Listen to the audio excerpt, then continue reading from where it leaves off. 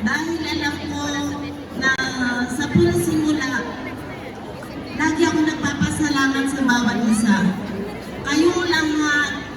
Kayong lahat na naandito ngayon at kasama natin sa ating pagdiriwang na ito, kayong lahat ang naging inspirasyon ko, kayong lahat ang aking naging motibasyon para makapagtrabaho ng maayos, para maiparamdam sa bawat isa na walang natatangi.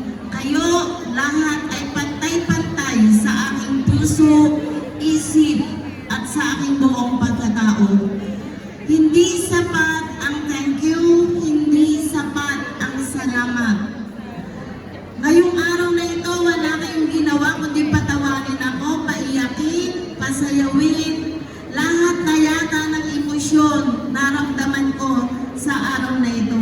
Pero di kaunting pagod, wala akong nararamdaman dahil alam ko, yan ay pagpaparamdam nyo, pagpapakita ng pagmamahal sa akin. Maraming salamat. Ako ay pansamantalang magpapaalam, subalit ako ay umaasa na kayo na itinuturing kong pamilya ay makakasama kong muli sa susunod na yugto ng aking buhay.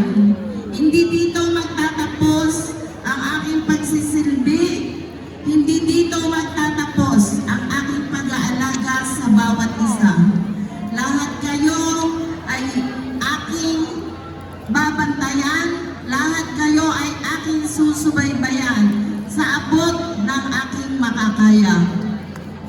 Sana, mga kapatid, ako ay samahan nyo, magkaisa tayo na magkaroon ng higit pang tinig ang education dito sa ating bayan. Kung ano ang ipinagtutupad ng ating dating Committee on Education, sana maituloy natin, sana magawa natin ang paraan na marinig at tinig ng bawat isa. Ako ang inyong magiging mata, ako ang magiging boses, at ako ang magiging kinatawan ng bawat guro at bawat mag-aaral sa ating bayan.